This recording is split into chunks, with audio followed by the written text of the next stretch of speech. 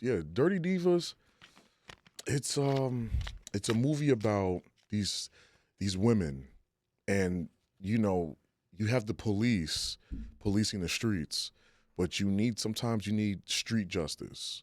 So you have like these crooked politicians, you have these crooked like higher ups, and the character I play JoJo in the film, and JoJo he's a street guy, but he has a sense of justice in a way. So he has like a code. So you know how like gangs in real life they kind of police their own neighborhoods? Yeah. JoJo's like that. So JoJo's kind of like, you know what? We're going to get these corrupt politicians and these corrupt higher ups out the way so we can make our community better. Yep. And the character I play, JoJo, he also was molested when he was a kid. Ah. So certain hardships and traumas he could relate to because these politicians, these higher ups, do traumatic things behind closed doors and don't get blamed for it. Sorry about that. That was part of the skit too. that's JoJo's second in command calling him up right now. Hey, JoJo's second in command. JoJo is the command. That's right. Well, you need your crew.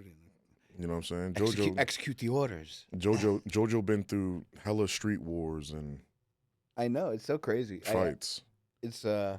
I'm excited. It's fun. It's good to have have a creative studio and jump in front of it. That's not my main objective. I want to build this out but yeah, it's like anybody, right? It's good when you have a music producer that actually plays music. You know what I'm saying? Like someone can relate, and you're talking to, a guitar player, you're like, oh, let me show you the chord, So to be able to get in front of the camera and speak with guys like you that are doing it for a living, which is amazing. It is, dude. It's a hard grind, man. Yeah, it is. It plays with your pride. It plays with, it's just like a psychological. It's taxing on the mind sometimes. Oh, come on, man. Yeah, because like the thing about acting and stuff like that, or just being in any types of forms of entertainment, the main thing is staying relevant and consistent. Yeah. Because sometimes you might have times that you just like, I just feel like being lazy right now, or I don't feel like doing anything right now. Because you got to remember, even though we're movie stars or we're just like in forms of entertainment, we have personal lives too. Sure. Sometimes, and I've gotten to the point that I've grinded so hard, I started neglecting some of my personal life. Yeah. Like sometimes like my friends, I'll miss like birthdays or certain like social events, and I'm just like, before I was grinding, I was showing up to these things, and it's just like I'm just missing stuff. Like I miss funerals and stuff because of this. I miss some of my son's football games to go on set for movies. But with success, right? All these successful people, like Jay-Z, the person that made fashion. Yeah. And name somebody in the fashion world is big. Calvin Klein. Calvin Klein. Do you think that they're going to be able to go to birthday parties and funerals and every social event? No. They have board meetings. Yeah. They have to go to table reads. Like if they're actors, they got to go table reads. You got to marketing, got to go promo runs across the country. You're going to miss the thing about success or just being grinding in general. You have to make sacrifices. If you're not willing to make sacrifices, don't do it. No. Some people, they want to have their cake and eat it. It doesn't work like that. Not in this game. No. In general. If you want to own a business. But you know what it is, too, is that people in the creative arts, by, your friends, your family, your circle, sometimes you don't show up to these things. They get a little upset about it. But if you were a rocket scientist or something of some major stature and you were missing things, they'd be like, oh, well, he's taking care of whatever, the rockets, the world, the this, the that. You know what I'm saying? And because we're in the creative arts, it's a little fluffy, to put it nicely. We're delusional. We're making believe all the time, right? Yeah. But no, it's not making believe. It's a business, right? If you do it correctly, like you're doing it, you're going at it. You're moving. You're not just kind of, I'll take an audition, twice a year. And if I don't get it, I get it. I do self-tapes. Yeah, exactly. I might not show it online, but I'm doing self-tapes all the time. I'm getting rejected. And the thing about it is people DM me sometimes like, oh, Lamar, like, how are you staying so consistent? Bro, I've made self-tapes for over 100 movies and got declined mad times. You know what I mean? But the thing about it is, with failure comes success. Yeah.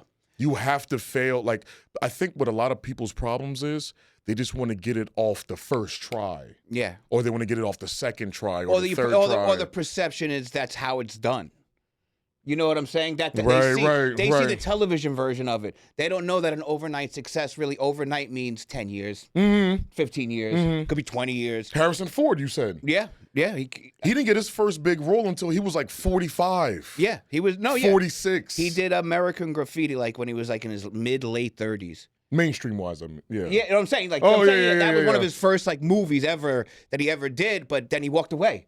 Right. And then he got one of his, like, whatever it was, Star Wars or whatever it was. Yeah. That he was considered old. Yeah. Like 40s or whatever. Like he took off. Yeah, man. Like, you know what I mean? The lady who did, what's that book the kids all read? 50-year-old, the lady, she's a woman from Europe, from England. Harry Potter. Oh, Harry Potter, yeah. She was 50 some odd years old when the first book dropped. She probably didn't see her first $1 million until her 50s. At 100%. And that's what I'm saying. Like, I feel like some people, you know, live life to the fullest in a sense of not doing things illegal or just like, oh, fuck it, I'm just going to do drugs. I'm not in that sense.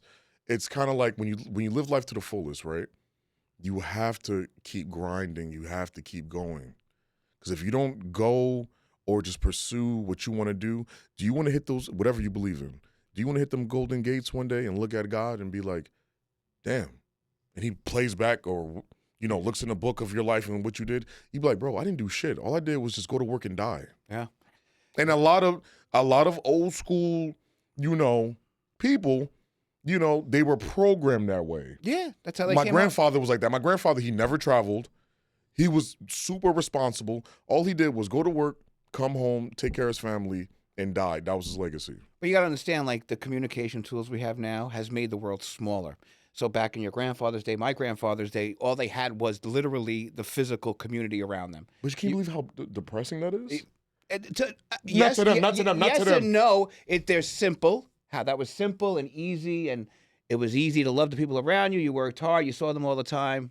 I could see the allure to some of that. But then the other side is, you know, life progresses and things get, you know, more technically advanced. True. And, you know, so that, I mean, that's the thing about how different people come up. But to your point of you only get one shot at this. You go to the pearly gates. I've been saying that. I go, I'm getting one go around of this blue thing that we're on, right? And I get it.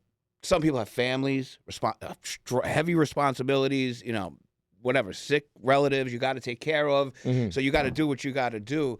But still, because there's enough time in the day. There really is. You know what I'm saying? Like, you could wait, and if you really want to do something and you know, you're really stacked until like 9, 10 o'clock at night with everything, and then you're free, man, I've done some of my best work from 10 a.m. to like 3 in the morning. That's true. That's true. Because the most thinking I ever done was like late at night. Yeah. Like it's crazy. Sometimes it even interrupts my sleep. Like sometimes, like I feel like the most creative people, you're not crazy, but it's like nobody can see what you can see. Yeah. So for example, you create something, right? And let's say it only gets 10, 20 likes, 30 likes. 20 people think that you're dope. Yeah. See, there's a lot of people think, a lot of people, they create the algorithm like, oh man, if you ain't got like, 100K likes, that means that you're not shit. That's not true. No. That is not true at all. The thing about it is, if you're a creator, keep creating, because it's hard to create and it's hard to stay relevant. And the thing about it is like this, never develop an ego. You could be confident, but don't be cocky, because there's always somebody out here that can outwork you and outdo you. Yep. Like Big Mouth. It's hard to outwork Big Mouth. You know what? I don't give a fuck who you is. I'm not going to debate you on that because that's what I'm saying.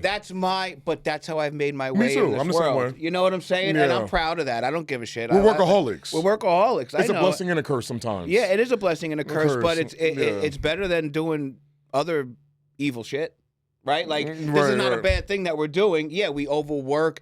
Maybe society is like, oh, that's too much work. Oh, he got something to prove. Yeah, exactly. I want to go. That's the part of life, man. That's the fun part. You know, I like working hard.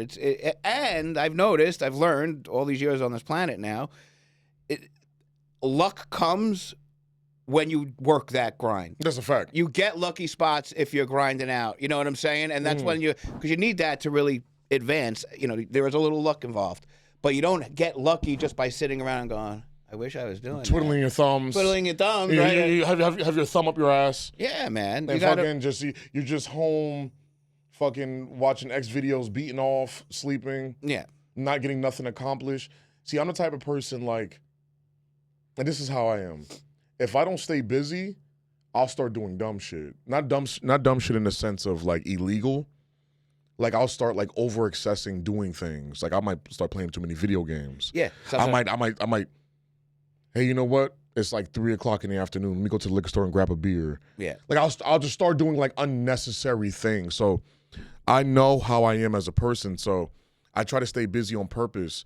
Like I'll chill and relax and stuff like that. But like if I'm not doing something or something to better myself, like I have to work out and go to the gym. Like I know like, okay, my lifestyle's not the most healthiest, but I'm like, okay, let me do this to go help my body throughout the day. Like, oh, let me go read this book. Let me go read this script. Let me go chill with my kids. Yeah. You know what I mean? It's all about staying busy. You know what I mean? If I don't stay busy, I'm going insane. But stay busy on productive stuff. Everything you just mentioned is productive. Family time, work time, body, self-care time. Right. That's all productive stuff. It's like you said, when I'm drinking I'm drinking a 6-pack at 3 PM on a Tuesday. Why? You know what I mean? Yeah, like and why? Big Mouth, you've done it before. Yeah, probably. I've been there, man. Let's say you have no job, you have nothing to do. 100%. And it's like you should just start like just thinking this dumb shit. Yeah. But I'm the type of person, I've always been like this. I'm not an extremist. I'm a type of person, I have a high and a low. I really don't have a middle. And I need to work on that sometimes. Like, I'm the type of person that I either fuck with it. We can curse on here, right? Of course. No, I didn't know. I just had to make sure. But I fuck with it or I'm not fucking with it. Like I always been like that. Like, some people that really like, no. I'm either like I'm full in or I'm not fucking with it. Yeah. So the thing about it, that goes from like working out to these movies, a woman, my friends. Yeah. Like it's not really like a meh to me, Mm-hmm. And I feel like that's not. It's a good and a bad thing. It's a pro and a con. Yeah. Are you like that or? Yeah. I what I've learned as I've gotten older is to find that middle road. But where I'm always trying to get better at it is switching the gears.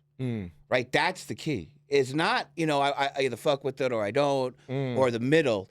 They're all necessary, right? If it's a bad deal, no. If it's a great and I'm really into it, yes. But then when to gear in the middle, that's how you stay like anchored down without floating away into like La La Land where it's a Wednesday afternoon and you're like, I don't know, I'm gonna do some ill shit today.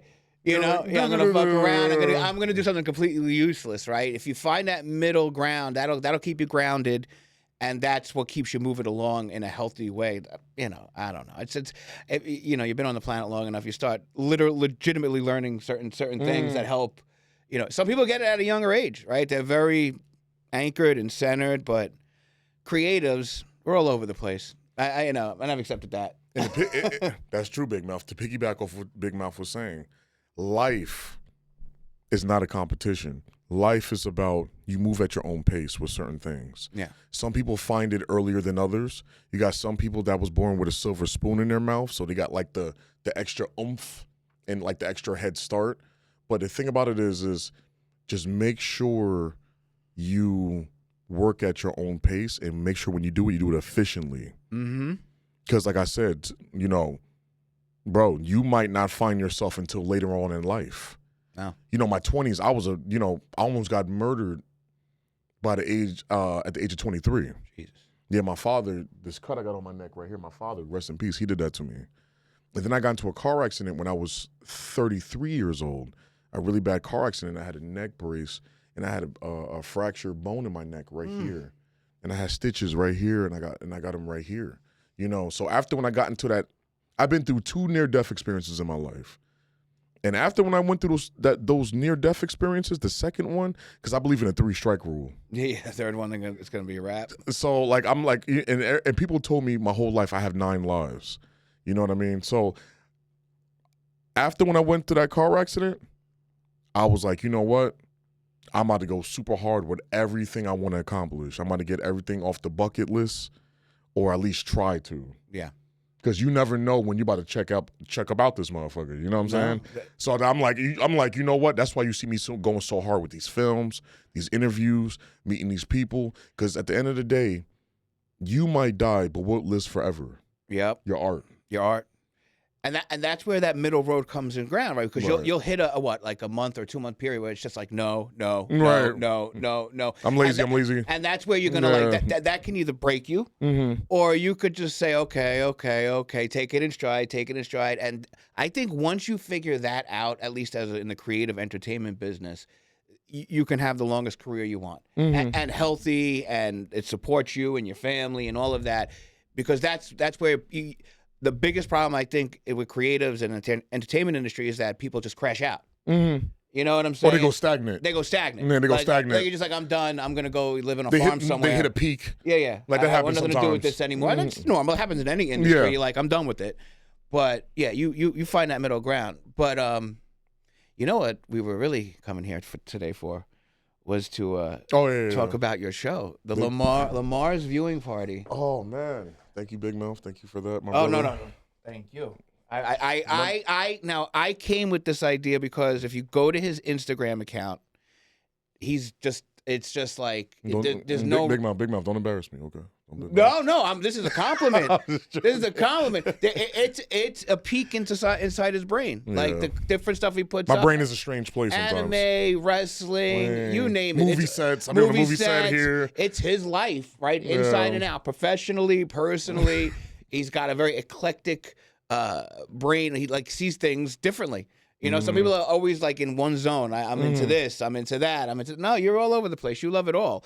So I thought that would make for an interesting show concept where it's like a viewing party, right? And we kind of just throw up clips from all different things you're into, anime, wrestling, and we'll go down the line, your movies that you're in, you know, and all the other stuff that we see on your feed. And then the show is the commentary, right? So people are just here and, you know, I want to start throwing around some ideas. So here's some ideas. Like I think 6 to 8 people, like I said, is like the perfect chaotic situation. Anything gets a little too hectic, that's something else, right? A viewing party normally isn't more than that many people. And I think, at least for the first one, it should be the other host of all the Big Mouth shows in the room. That's the 8, that's the 8 people, right? And it's really just watching. And we have any? We have a female, so there'll be actually 2 females now. So only all be just guys. Okay. All right. So there's a couple of female hosts now, but it's make it unisex. Thank you. Hey man, equal opportunity. You can't look at our mugs all the time. I know I'm a handsome fella, but come on. Why do you think I got these sunglasses on? I'm ugly as hell. Yeah, whatever. You feel me? Give me a break. Yeah, and it's just, you know, like you sit in your living room, right, and you're just flipping through the TV, say on a snow date like we just had, and then people are just, you know, making comments, throwing stuff.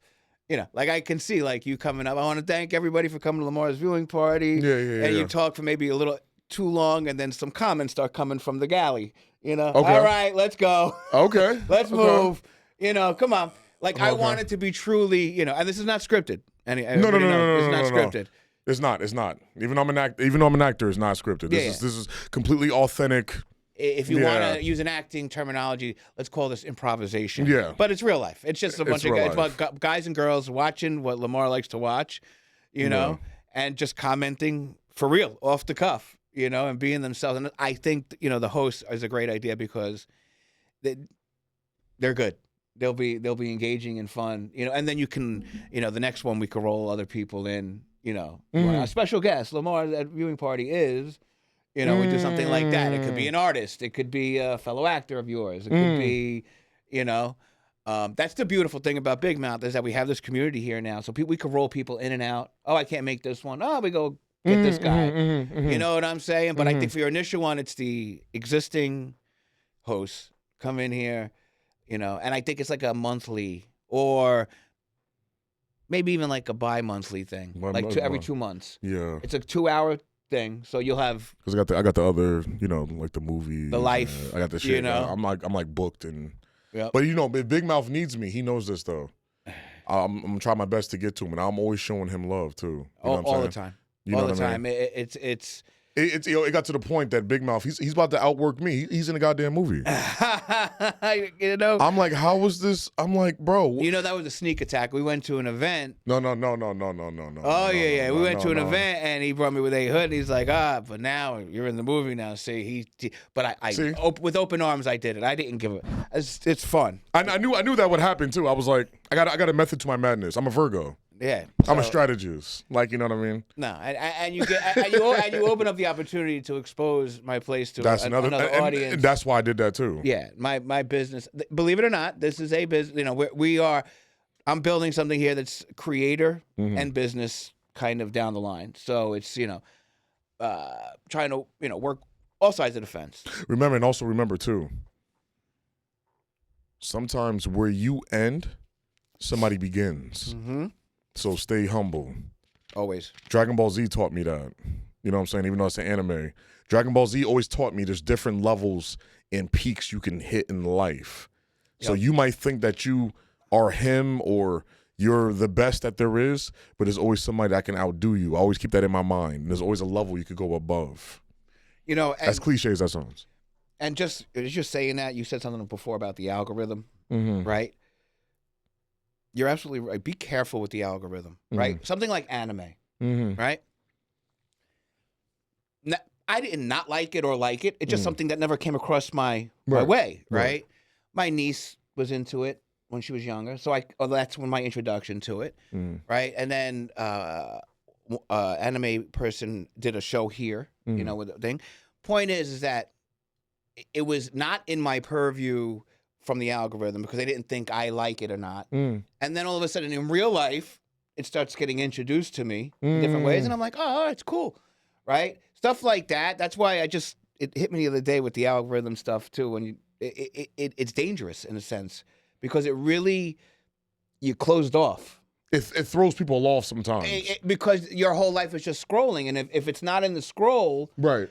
Whereas, in earlier days, it was in the streets, it was on a billboard, it was in community centers, it was different places you were getting hit, you hearing different things. Right. This guy likes that girl likes this.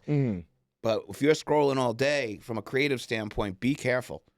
And I say this to the creators and to the entertainment people, be careful because you're, and to be fair, a lot of the people that come through are careful. They're out in the streets, they're doing things in real life to make things happen. But I don't know. I don't know why we jumped from the show to that, but it's something that hit me, and I just wanted to put it out there because I was like, yeah, man, it's dangerous. That's how it is, because anime, like I said, I was watching anime. Now it's super mainstream now. Yeah. Like now you hear big actors like Michael B. Jordan talking about, he took inspiration from like Dragon Ball Z, Naruto when he made Creed 3. A lot of actors like anime. It's more, like when I used to watch anime back then, I even got Vegeta tattooed on my arm. I can't show you guys because I got long sleeves on. But I used to get cracked on and made fun of because I watched anime. But now everybody's like, oh man, it's the shit now. It's so good. Kai Cenat, the big streamer Kai Cenat, he started watching anime because he said he had like mental health issues recently. And he was like, I've been watching Naruto. It helps me with my mental health. The thing about anime is, and this is the message you're going to get from it. This is what I collect from it. You start off as a small fry. You always got the protagonist in the show. He starts off as a small fry, and he makes his way up different levels. He conquers the odds. He beats the odds. He beats certain opponents that are unstoppable, and then he becomes the greatest of all time. Yeah. And he started off as just like a peon. That's how the first episode is. He's just like a nobody. And then he proves people wrong every single time. Yep. And I live and I die by that. Yeah, it's relatable. right? That's life. It's like life. It's like little life lessons. If you watch anime, if you look at it outside of just like the storyline and you look at like the gems that they drop in it, you're like, this shit is kind of fire. Yeah, and like, and that's the common thread. Everyone I hear talk about it has that general same idea. Like that's why they watch it. It's just kind of, you see the progress. It's inspirational. You keep moving up, and you can relate to it. Never give up mentality. Yeah, exactly. It's just done differently in a different medium. You know what I'm saying? In cartoon, and it's amazing. Now, to that point, obviously that would be something that's on Lamar's viewing, So what I'm thinking is, you get me, we get a couple of different clips from different anime, your movies, a couple of clips from that, a couple of clips just from your favorite movies in general, like your viewing list, what you watch, throw in some, some favorite matches from wrestling or instances, because I don't know how far back you go on it, but like maybe from a show that was on a match or whatever the case is.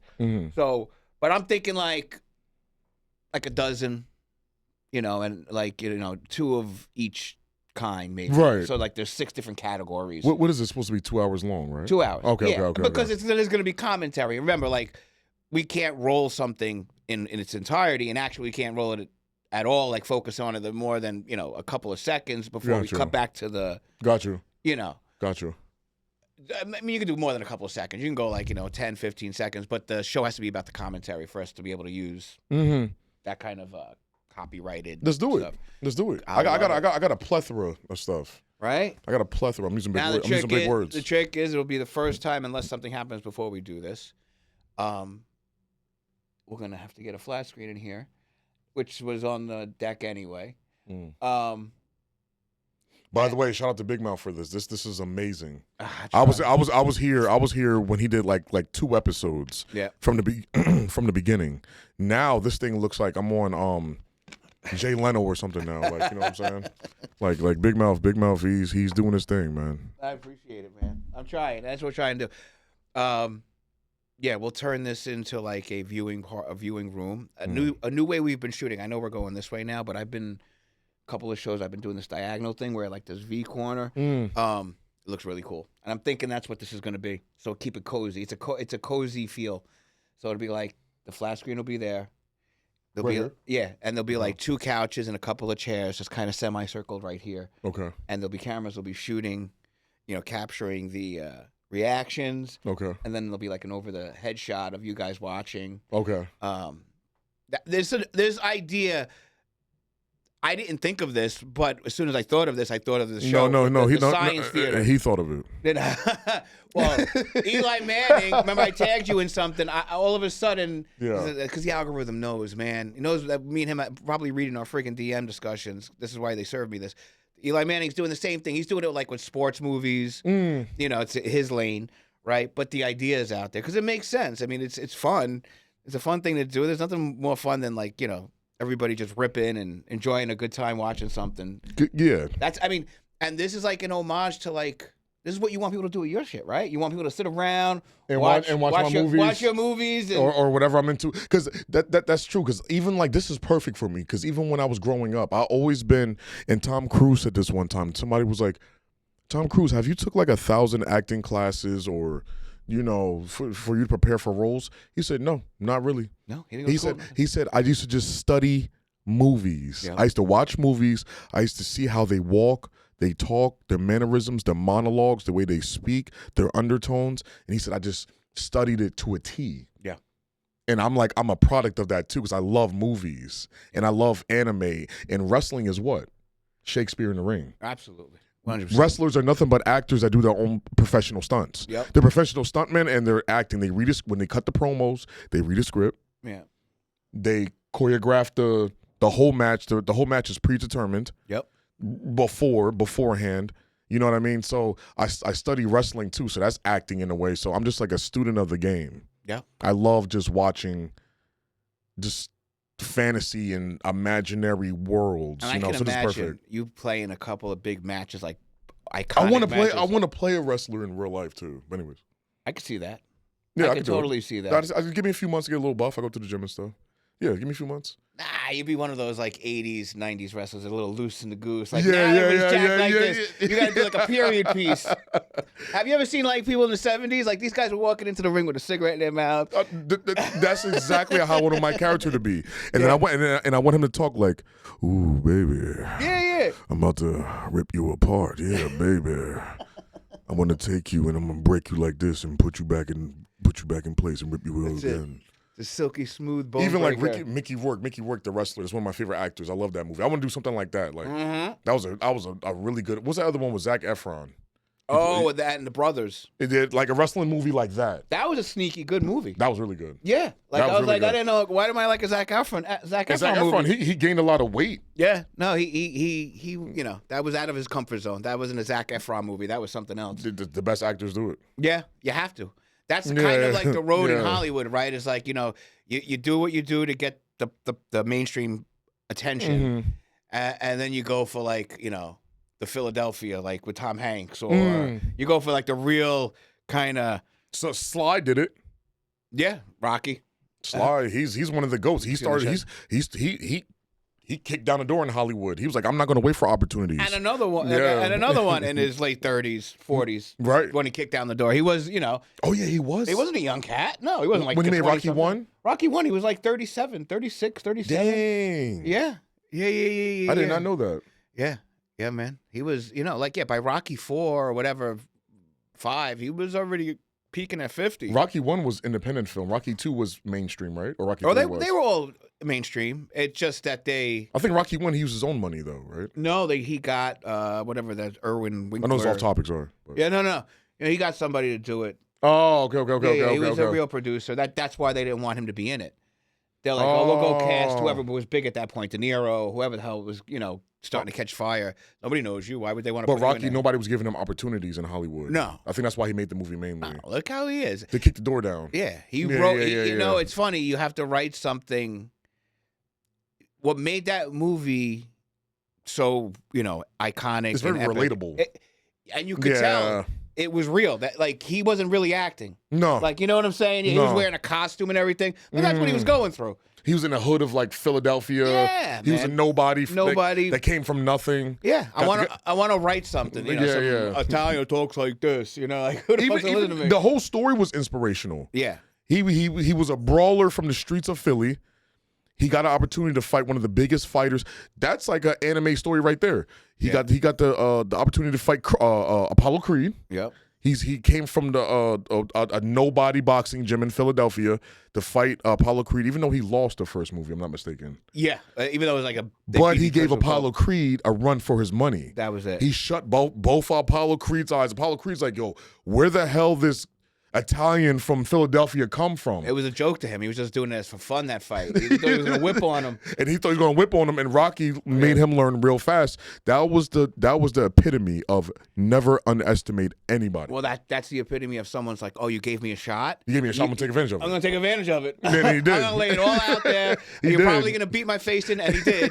But I'm going to get my shots in. You know, someone's losing an eye. Some shit like that. And they were even laughing at Apollo Creed in the second movie. Mm-hmm. They were like, "Oh man, you almost got beat by nobody." Yeah. You know, and like, you know, that's it, man. You get that shot, but that's I was just watching a thing with him when Carl Weathers got the rest in peace. Yeah, he got the part. He had gone through all these people, and then he walked in with like this kind of like just whatever attitude, which was Apollo Creed. Like, I'm the shit, you know what I'm saying? He took inspiration from that from Ali, I heard too. Yeah. You can see it. Yeah.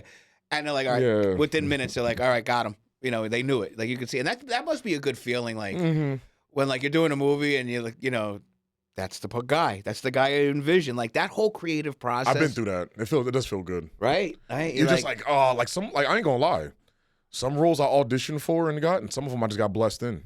Yeah. They're just like, oh, Lamar, I just like your look. And it's like, you fit this character. Because even, shout out to A Hood, when I got into the car accident, I was shooting Jesus Christ Rap Star when I got into a car accident. And I was bedridden for like 6 months. And I thought he was going to replace me, the character that I played. Mm-hmm. You seen the movie. Yeah. I had the Tupac bandana or whatever. Yeah. I got inspiration with that. So I told Hood, I was like, bro, you might as well replace me because the hospital said I'm going to be bedridden with this neck injury for 6 months. He was like, Lamar, I don't see anybody playing OG Bang except for you. He literally waited for me for 6 months to play the movie. And while I was doing Jesus Christ Rap Star, this might be off topic, I was fighting a case at the same time too. So if you watch the movie, certain parts, I look very stressed. But I used, because, you know, I got to like remember a script, and I was looking at 3 months in jail. Because I got into a car accident. Because, well, Big Mouth is basically family now. And don't do this, I was drinking and driving. So I got a DUI.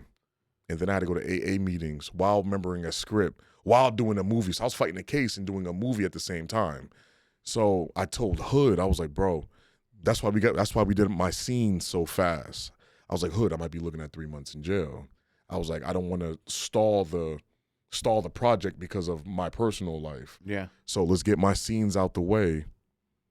And he's like, no, you're not going to jail. It's okay. I was like, I don't know. So I was like, let me get my scenes out the way so the movie could drop on time. So thankfully, I didn't go to jail because I had a good public defender. Shout out to him.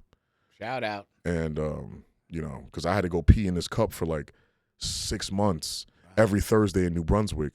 If it came positive one time, it would have been. So don't drink and drive, guys. Don't drink and drive. But see, as an artist, you know. You make mistakes. You're human. But you can channel that.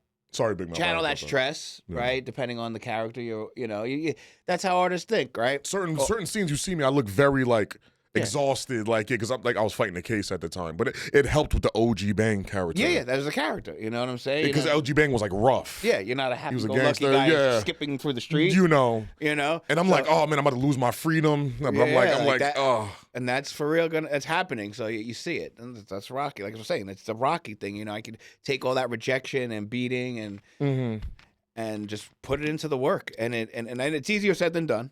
Don't get me wrong. I'm not, this is not, everybody could do this, but if you could pull it off, there's a noticeable difference in the performances when it's coming from that space. The best acting classes is life experiences. I tell people that all the time. Because you could do acting classes. Acting classes is good for like sharpening like skills and like timing and having certain tools. But I feel like the best acting class is like I said, you're studying film.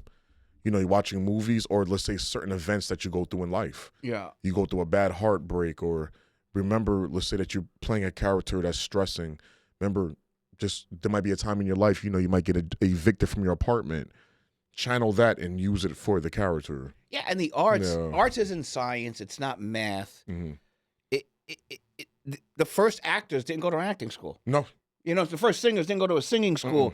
Those things are there to help hone the craft. That's what I was just saying. Yeah, like to do that. So everybody comes at art from a different angle. You could do all the acting classes in the world and still be bad. And be bad. Yeah, because you're trying. That's true. Because you're trying to be something you're not. And I guess for any good actor worth his grain of salt, there's some element of them in every character to keep them grounded, right? You want it to feel authentic. Yeah. You don't want to feel like you're acting. Yeah, exactly. Like how me and Big Mouth having a conversation right now.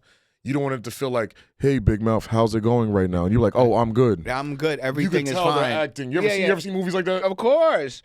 And you're like, next, click. That's the Lamar viewing party. Change that. That shit's corny. Like some people's acting, no offense. You know what I'm saying? And I might have been there before. I'm still learning. You know what I'm saying? I'm not the best. But, sometimes like you'll watch certain movies and it just sounds so robotic when they're talking.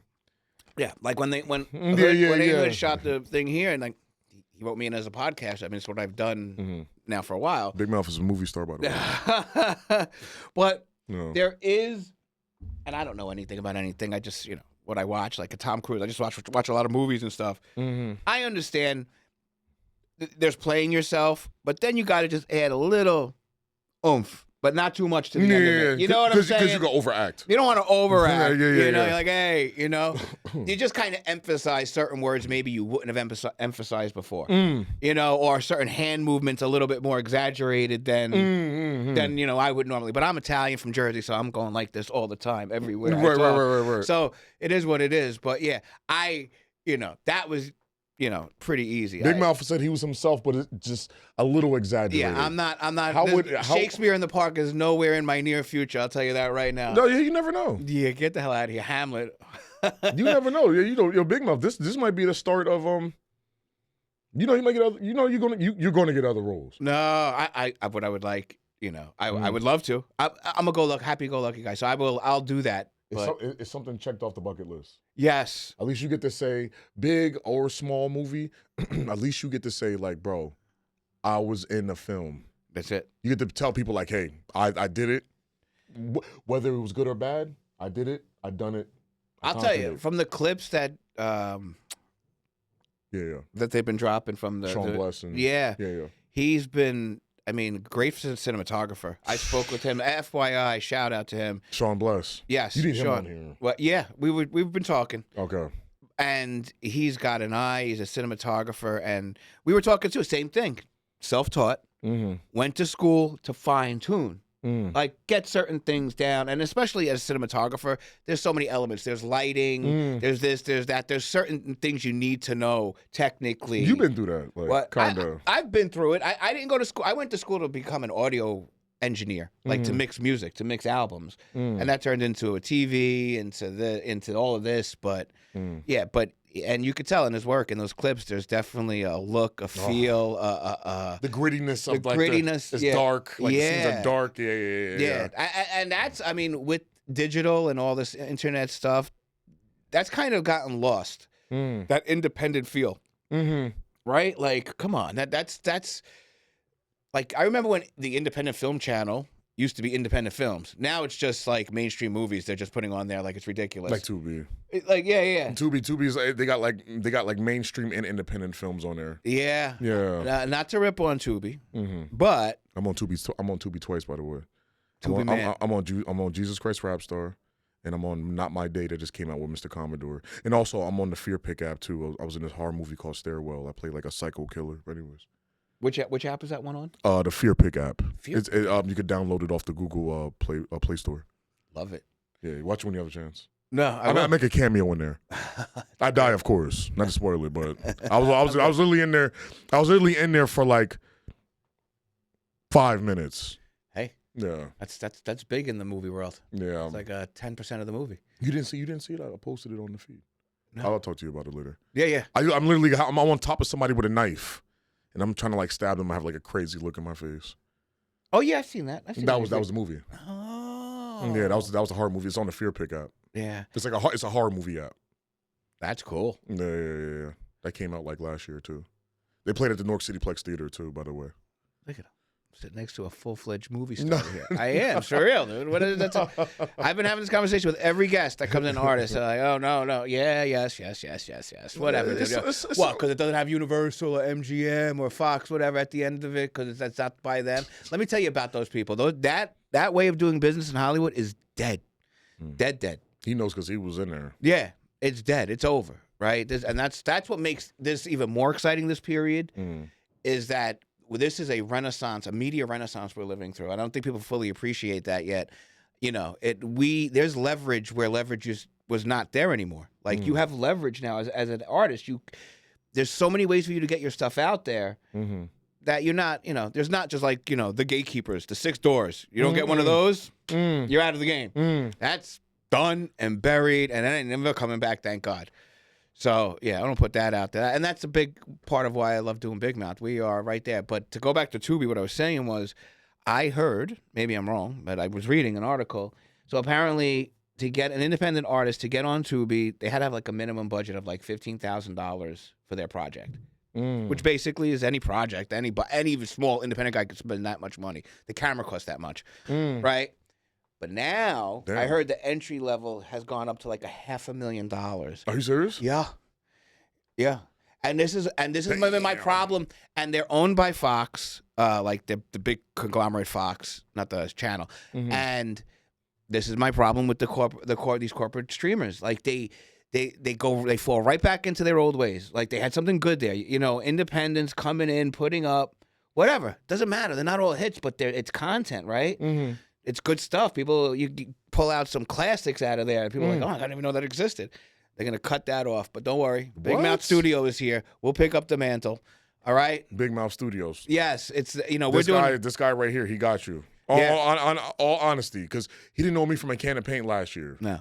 And after I did that interview with him, with me and True, shout out to True, True Heart. Boom. Yeah. Like, yeah, you know, so everyone involved. He welcomes, he embraces everybody. Yeah. Except all. Except all. That's it. That's the name. That's what? We accept all, but we don't accept all, chase none. Chase none. No. Remember that. We accept all. Hey, bro. All walks of life, come on. And I'll be honest with you. Yeah, but chase none. You know, I'm a God-fearing man. Respectfully. I'm a God-fearing man, and we've been blessed. Literally, everyone that's walked through this door has been cool as shit. I haven't had one person come in, and I'll be blunt and honest, that's an asshole. Like, that just comes in like their shit don't stink, and they're a problem from the day they walk in. You hear those war stories in all sorts of studios, music studios, recording studios, film studios.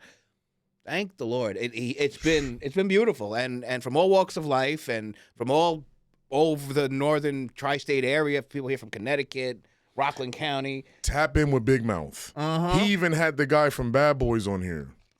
Dennis McDonald. That sweetheart, bro. That guy is a big deal. Yeah, man. That new. It's funny. I watched the Bad Boys series, the first couple, 3. I didn't watch the recent one, and then until Kevin Mitchell, his show Under the Stands, got him on here, and I was like, oh, let me look up Reggie. And I knew him from the first one. That scene is hilarious when he comes out and they're like, you look dirty, but but. Then when I saw the John Wick shit in the new one, where he goes absolutely ape shit. The Marine. Yeah. Oh my God. He goes, I'll go, oh hello. He added something to the resume there. That's new, and and a sweetheart, a guy, kid from the Bronx, gentleman from the Bronx, and his story is great. He was blessed to get that part, but he said it. It's still a grind for me. I got to go out. I got to audition. It doesn't, because you're in one tent, whatever they call it in Hollywood, tentpole movie or whatever the hell it's called. Doesn't think the doors are just gonna fly open. No, that's not true. That's not true. That's not true. Because I did a film with Mr. Commodore. He's like a big time like Instagram comedian. And he knows like Ghostface Killer. He knows Fat Joe. Plugged in. Yeah. I did a whole movie with him back in 2022. It came out on Tubi like a week ago. Yeah. I don't know if you saw it on my algorithm. It's called Not My Day. And I play a cop in there. But that guy is him, and I'm still on the grind, still hustling. People think like, oh, I do a movie with a big time actors. Oh, it's automatically going to be like I'm not going to audition no more roles are going to come. No. It depends. You still got to pay your dues. You still got to grind. You still got to learn the craft. You still got to and I tell people this too. In Big Mouth, me and you talked about this. Talent could take you so far. You have to know the business and the psyche of it too. Oh yeah, because talent, you could be the most talented person in the world and be stagnant. Yep. If you don't have and remember, relationships is everything. Relationships will get you to the bag. Yeah. If the right people know the business, know the psyche. Because if you could be talented and not know the business, you're going to get fucked over. And you said that. You've seen that happen to people. Yeah. Yeah, big time. They get taken advantage of left and right. Yeah. And, because they're good people. Like, generally good people. They would never think, but this is a backstabbing business. Snakes. Yeah. What we're trying to do here is kind of opposite of that. No. Maybe in 20 years I'll be a fat bastard with a cigar sticking out of my mouth. This place total opposite. Yeah. But just from, like, prior experiences. What's going on here is, like, generally, not all the time, but, if you come from a family, a mother, a father is, substance abuser, typically, the next person down, when you have your kids, you kind of, a lot of times will push back from that. You'll be the complete opposite. Like my grandfather was a big alcoholic, so my father never drinks. My father was. Yeah. And you seem like clean, kind of, you're not an alcoholic, right? No. And that's what it is with me in the media. I worked in the business. I saw all of it. And I'm like, I'm not going to do it like that. I'll take elements of it, how I design stuff, how I do stuff like that. But the inner workings of it, and it's hard to stay true. Big Mouth, I know what you're talking about because, I went to some of these acting events, these networking events and all that. Not to expose too much. You go to the bathroom, you see some people. Yeah. Oh, Lamar, hey, what's going on, man? So nonchalant. Yeah, like it's nothing. They do, huh? Yeah. Yo, is the director still outside? How's my nose look? Yeah. Bro, you want some? I'm like, nah, I'm dude, good. I'm cool. Yeah, Yeah. and that doesn't like don't do drugs, kids. No. But that doesn't even bother me as much. It's the What? there's a certain like asshole factor to it. And I excuse my language, Oh. but you understand what I'm saying? Yeah, like yeah, to yeah. certain people in this business, we're like, why are you being like that? Like I get it. So you have frustrating days. Some days you might Got those guys that's like. exactly. Yeah. And I've always noticed the ones, and at least in my experience of working like in that world, is the ones that are the loudest and the craziest are the ones that are least talented. Right. You know what That's I'm a saying? fact. That's a fact. That are least talented. They're compensating by screaming at you or acting like a jerk, which is the wrong. And again, not here at Big Mouth. No, we're not going to do that. That's why I'm coming up with shows like Lamar's Viewing Party. Me and Big Mouth are just realists. Yeah. See, this conversation is so authentic that we got off topic at least four or five times. The entire already. show. This show is about his viewing party. I think we've talked about it for 5 minutes. But that's just how authentic the conversation is. Yeah. You know, but that's what that's what this place is about. Come here and do. But I'm excited about doing the Lamar's Viewing Party because there's also going to be certain like I tapped into it. We have an all-girl cipher here and Media Monday back to back. That was good. There was some different angles, like individual, like tight shots that I started.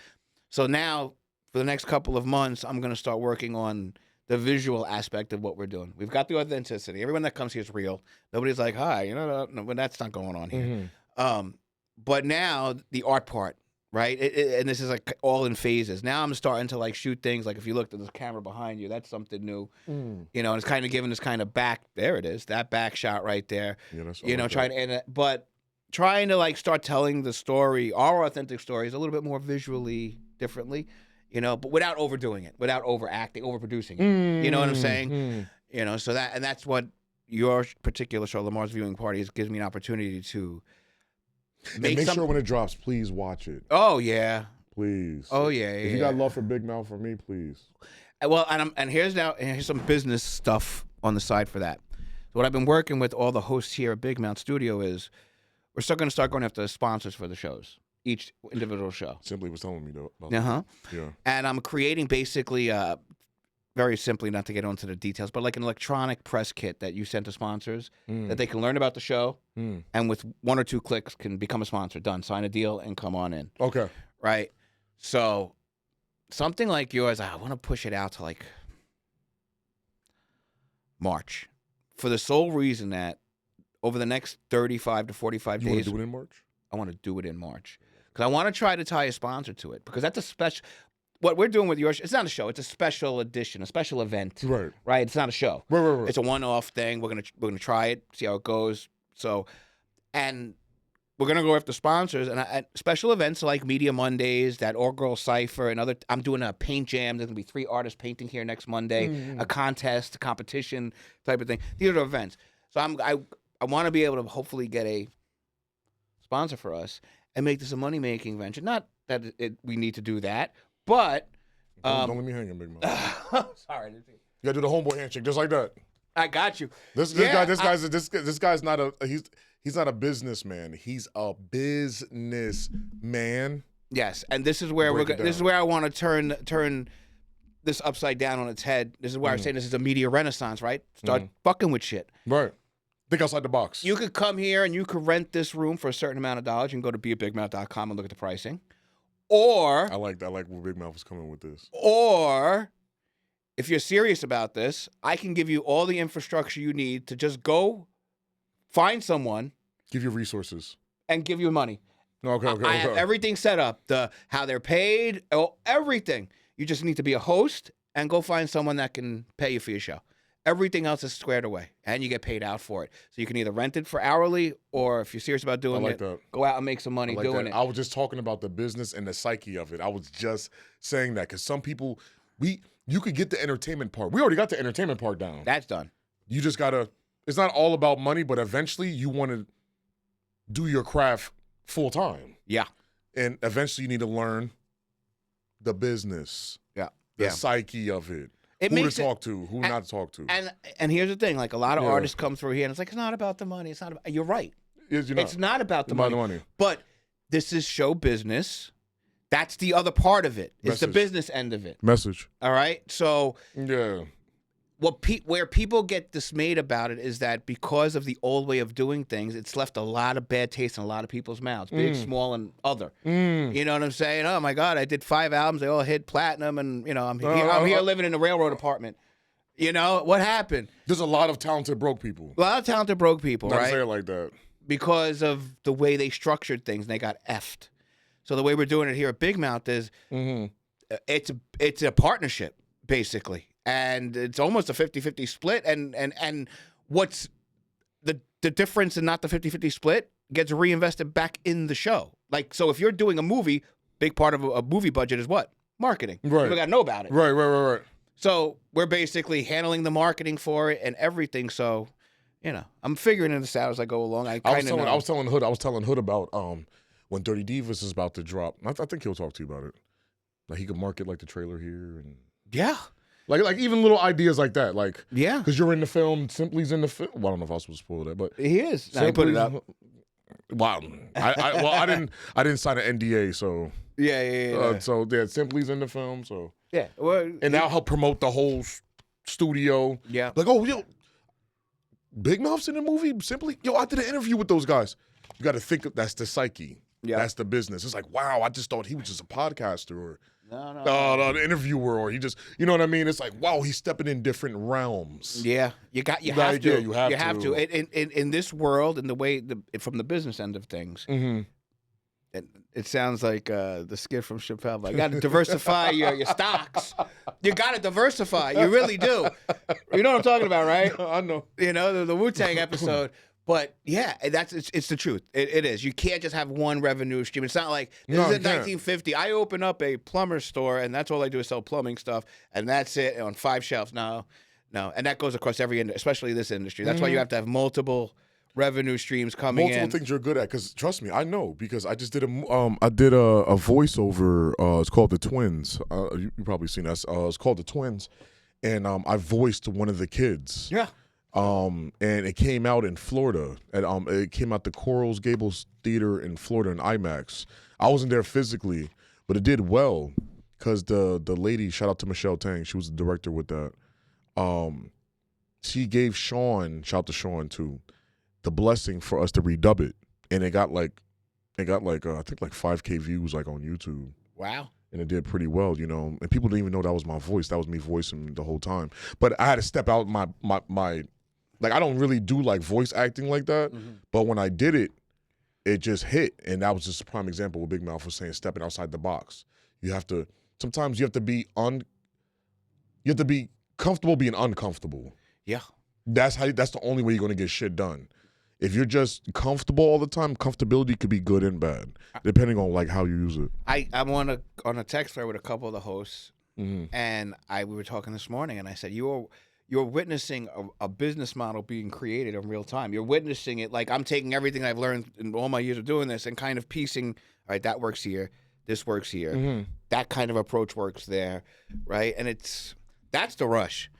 That's the friggin' rush. For me, it is. The action is, this is from the movie Heat. There's a line from it, the action is the juice. Oh, yeah. You know what I'm saying? That, for me, the action is the juice. Like, the buildup is where God, is so cool, right? And, like, that's why I'm sitting here and talking about doing the Lamar's viewing party. That's... When Big Mouth initially told me that, too, I was like, when he chose me, I was like... Like, you know what I mean? I was like, nah, man. And it was like, it's an honor. And it's like, he knows, like looking at my algorithm. Yeah. He's like, this guy, he loves just viewing movies and just, his life is interesting. Yeah. Like, you know what I mean? And it's just like, it's really an honor, like, for that, bro. Nah, man, really. Of course. Because at first I was like, I don't know, because, I never hosted something before. You know what I mean? That's acting. I mean, it's not acting, but like you're an actor. You're a good guy. You're organically a good person. Normally a good person. So this is all, and this is meant to be fun, right? Yeah. Remember, this is fun. What we're doing here is fun, and I guess that's what kind of pisses off a lot of people sometimes when we don't show up to stuff and we're busy working, doing acting and stuff like this. They're like, but they're just playing around. No, but yeah, we are. Yeah, Okay, we I mean, are. I mean, It's not my fault. I took a career that's fun to do. You know, right? It's on you. It's not my fault that I took a risk and you're not willing to take risks. Exactly. That happens to be fun if you pull it. You know, if even if you don't pull something off, it's still fun to do. People's afraid to fail. That's their problem. Yeah. I'm not afraid to fail. You're not afraid to fail. No. We'll just get back. We'll just learn from our failures and just come back from it. That's life.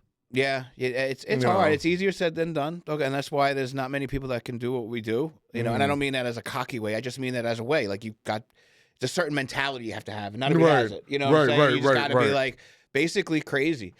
You know, in a good way. One of my first like organized kind of companies, you know, when I was working in the nightlife was called Insane Gypsy Productions. It was wow. You know, because we bounced from all over the place. We were all over. We're gypsies, and we're fucking insane. Like to come up with ideas to do things, you know. We're fucking insane. And it was as simple as that. I mean, we were doing things in the nightlife that nobody else was doing, and people look at it and go, "That's retarded. Like that's stupid." And I'm like, "Oh, you don't get it yet," you know. And it's true. And now, 20 years I'm out of that world. 20 years I'm out of that nightlife world. I see it resurfacing now. What we were doing 20 years ago. You know, okay, so we're a little ahead of our time. You gotta be delusional. Yeah, delusional, that's the word. You're only delusional until it works. Yeah, exactly. When it works, then people's gonna start. Bro, I always believed in you, bro. You're a genius, bro. You're a fucking genius. Yeah. Great, thanks, man. It's only delusional until it works. Yeah, remember, I told you that. That's great. Look at this video. 3 years from now, me and Big Mouth, you know, we're gonna be doing our thing on. Let's say on this level or even a higher level and be like, hey, you know, I thought those guys were fucking crazy at first. Man, maybe they were. They still are crazy. But now they're rich. I don't give a shit. Listen, let me tell you something. And that's the other thing about art, right? Is that like when the money gets involved, we were just talking about this outside about The Rock, right? Like how come you can never see him really like who's The Rock? Be authentic who's the anymore. Real Rock? Right. You know, it's because when you get to that level, like when you're worth billions, like you're $1 billion operation, you literally become Walmart. You're a human being, but you're like a brand. You're truly not a person anymore. You're whatever that machine wants you to be because it's pumping out cash like you're the freaking treasury. It's smart. It's smart. I get it. It's smart because. You know, everything is about branding. Like right now, let's say that Big Mouth makes a tequila in the future. He's going to have it sitting right here with the label sticking out. So while we're having this conversation, he's also promoting at the same time. I get the art of it. Yeah. But it's like, sometimes I feel like The Rock, he lost like, not like a sense of himself, but he's just like, he's happy for his success, but he's also like depressed a little bit. I don't know. Between him and Mark Wahlberg, the 3 a.m. post of them in the gym, I want to throw up. I'm like, look at these guys, and I love you, Rock. All due respect to you, man, but Rock, you're gonna literally like implode at one point. We need you up here if you ever watch this. Well, yeah, please. No, I keep laughing. Manifest it. I whoever it is, right? I'm a businessman. You're an actor, but then there's businessmen that are iconic and legendary, and there are actors that are iconic and legendary. And I keep conversation I keep having with my wife is I'm like, who's going to be the first one of those to walk through here? Like that's that level, right? Because there is. It's eventually some point somebody's going to however it happens. It started with Reggie. Yeah, and Reggie worked with Will Smith. Exactly.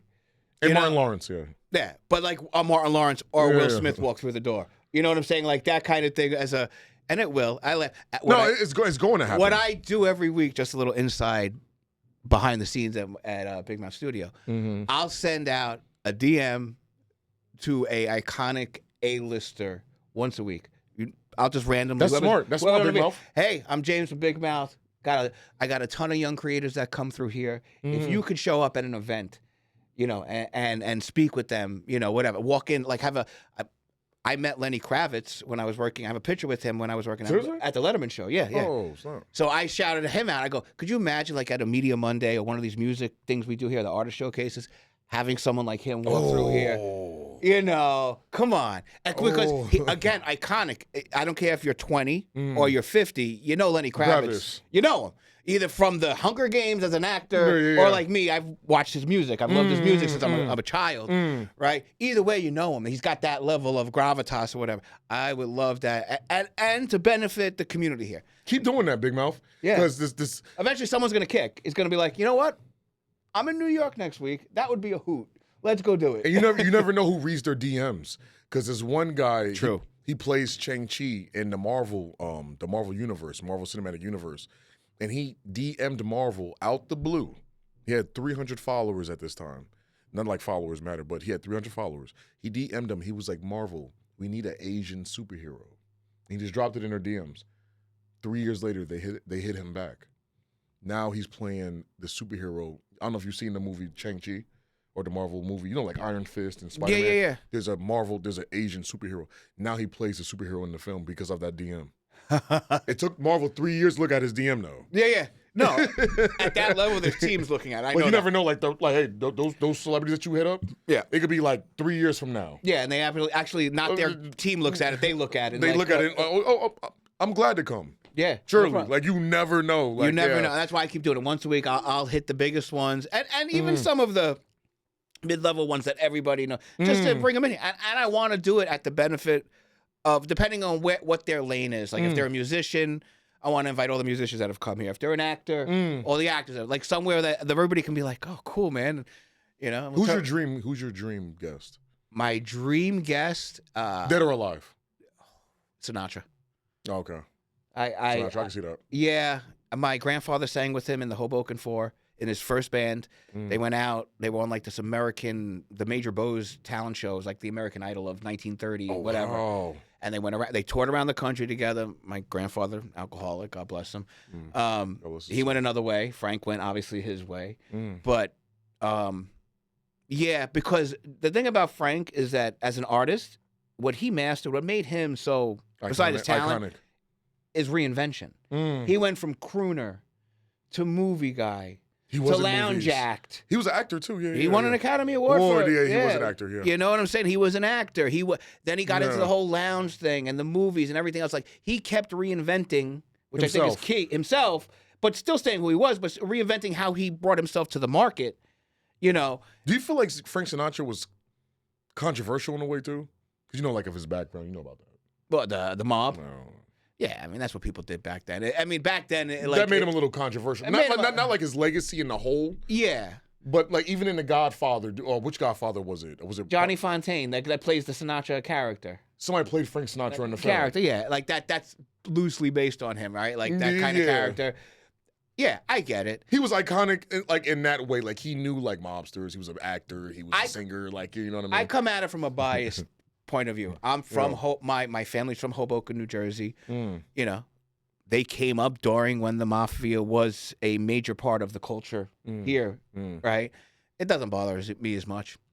You know, like it is what it is. It is what it is, right? Like it is what it is. Like it is. Frank Sinatra had ties. Yeah, everybody had ties. You know. What the cool part about it is I have no tie to the mafia. Yeah. But in an extreme case, there's a but in there. But if in an extreme case, and I would never, I mean, like life or death case, can a phone call be made and something worked out? Absolutely, 100%. Hey, Big Mouth. We all got somebody that loves us. Exactly. We're just gonna leave it like that. You know, I know people that if I would never utilize. He's Italian. Yeah, I'm Italian, and it's still. And if you're from New, like when I watch The Sopranos, I watch it from a whole different perspective than anybody else in the country. That was a great show. Yeah, like, a little exaggerated, but it was great. Though. A little exaggerated. What made that show authentic was that they asked all the places they went to. You knew it was real places. Real places, like you knew them. Like Tony Soprano? He got killed because the ending. Everybody hates the ending of it. Yeah, because it left you in a cliffhanger.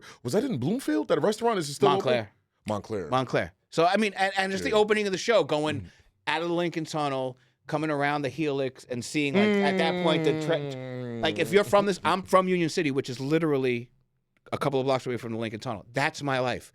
This is my life. I went to New York City, either in a bus or whatever, and you'd come around that Helix. So like, imagine seeing a show. You're like, oh, you know all those locations where they were shot at. Them, you know, the locations. Like that's wild. And to watch something like that and go, oh my God, I know that guy. Or there were certain shows where I knew like they would go into real businesses, and I knew the people. I'm like, oh, that's whoever, and that's whoever they actually shot there. And have you been to that business like where the last episode was shot? In Montclair, that restaurant. Yeah. No, I've driven by it. I know exactly where I've seen it. I've never walked inside though. But tons of other places we've been to. Tons of other places. My buddy was working at a hotel in Secaucus. They shot. The house is still there, I think. It is still there. It's like, is it like a tourist attraction now, or somebody sold it? Somebody's there. Somebody lives there. Oh, somebody lives there. Yeah. So that's what a shame. I heard he was a really nice guy too, James Gandolfini. Oh, yeah, I wanted to meet him. Yeah. I heard for that role, he was such a method actor. Yep. I heard for certain roles, like when he was supposed to be angry, one of the people that he worked with said that he kept a rock in his foot to get him. I'm like, that's crazy. I never heard of that technique. You know what? That's crazy. I was watching behind the scenes footage of him. All right. They're outside of the Bing, which is Satin Dolls on Route 17 in whatever town that is in Lodi, I think. And they cut, right? But he's trying to stay in character because they're adjusting one of the lights or whatever. He's hitting his chest. He's like banging on the car. That's from acting classes. And he's stomping his feet. And I'm wondering now, was that fucking rock? Who stomps their feet? And I thought that was weird. I'm like, why would you stop? I get the whole, like to stay in that angry kind of mode, I guess, whatever scene it was. Right, but then he's like going like this. And now you're telling me to put a rock in his shoe. I'm like, yeah, that gets you angry. You're like, fuck it. It helps because in between sets, I was taught by my coach, sing the happy birthday song, randomly just shout. Because when you shout, the blood rushes to your head. Sometimes I'll stretch my neck like this. It depends. Everybody got techniques, but that technique is crazy though. Yeah. With the rock in the foot. Yeah. You could tell he took his craft real serious. Seriously. Rest in peace, by the way. But and you know what's funny about him, and it's always laugh, and this is why you know you're a good actor. James Gandolfini was like a Birkenstock hippie. Type of guy. He was not Tony Soprano. He was like one of these kind of laid back, smoke a joint, old school. That's what makes him such a good actor. Hippie. Yeah, that's what makes him a great actor. You would never know. When you're the total opposite of the character that you're playing, personality-wise. Personality-wise. You would never think that this is the guy, from Jersey, so naturally, a normal type of guy. But yeah, he wasn't that. He wasn't the mafioso guy. He was Bang. Yeah. Jesus Christ Rap Star. I'm not... You're not that guy. I'm not wearing bandanas, toting guns. No. You know what I'm saying? Shooting children, women, cats. No, you're posting pictures from the gym being all fucking rock solid. You know what I'm saying? But OG Bang was, you know what I mean? But that's like, Michael B. Jordan, he played Killmonger on Black Panther. Yeah. He said he had to go to therapy after playing that role because it was taxing on his mind. If you watch Black Panther, the first movie, Killmonger was such a dark character. Yeah. Look at Heath Ledger, rest in peace. Oh my God, that Joker performance was ridiculous. That role killed him in real life. Yeah, you gotta. That's why I was talking about taxing on the mind. Like it was, that's just crazy. That goes well beyond making believe. Yeah, you're going into like a different headspace. You could tell it in some. Speaking of Heath Ledger, he did this movie about when the skaters started in the 70s. You ever see that? Was that what's it called? Dog Mountain? No. Yeah, Dog something. Yeah. Johnny Knoxville was in there, I think. Yes. And I watched that movie 5 times because I really liked it. The 5th time I realized that was Heath Ledger paying the owner of the surf shop. I didn't know. That's how good that guy was. Like, certain actors have certain mannerisms within 2 minutes or even quicker. In a second, you're like, okay, I know Denzel's like that. Yeah. You know his mannerisms. Samuel Jackson. Yeah. I love Denzel though, but yes, he's got a certain style. He has in music they call it a wall of sound. Right? He has a wall of acting. You know who he is. But Heath Ledger, that's why you're exactly right. It killed him. It killed him because that Joker role, and he went some other places in other movies too. Because imagine playing a Joker, you got to be crazy. Joker's like, what's his character? He's psychotic. And he didn't play it over the top crazy. He played it crazy. Psychological crazy. Even on the part with the, remember when they robbed the bank in the beginning? Yeah. On the bus? Yep. And he had the henchman kill the one henchman. Yeah. The other henchman killed the other henchman. You know how like psychotic and strategy you have to, like, you have to portray the person that ordered that. Like, it's crazy. You know what I'm saying? It is fucking nuts, but all right. Yeah. But anyways. Lamar's viewing party. That was actually part of it too, because we're talking about movies. Yes, this is probably what this whole show, is probably a little preview of what Lamar's viewing party is going to be. It's kind of little certain things on the screen sparking other conversations Right. You know what I'm saying? Which we've been doing right here. So there you go. We didn't even try, and you're getting a little taste of what it's going to be. Except it's going to look like a room, and it's going to have whatever. So let's say this. Let's say I want to do this right, and I want to potentially get a sponsor for you, and I'm going to. Well, let's call it mid-March right now. Let's not lock in an exact date. Okay. But mid-March. Mid-March. Somewhere in mid-March. I'm following suit with you, big man. Yeah. We'll get it worked out, and then I'll let the host know. I'll give them the heads up. They're always down for whatever though. They'll show up. They're good. Will I be doing Dirty Divas around there? I think that'll be fun. If I tell Hood, it'll be fun. Whatever, I'll work around. When the date's locked in. Yeah. I mean, there's only one date too. So we'll work around your schedule. Hood will do anything for you. No, and Sean man, Bless, and Sean Bless, and everybody. Yeah, no, they should actually come to that night too if they're available. That'd be fun to watch. Yeah. So, all right, this was a great. I don't even know what the hell this was. This was just a kind of a conversation, bro. The best interviews come from being authentic, bro. That's it. Oh, this is all sorts of authentic. It's not like Brandon, what is your next movie?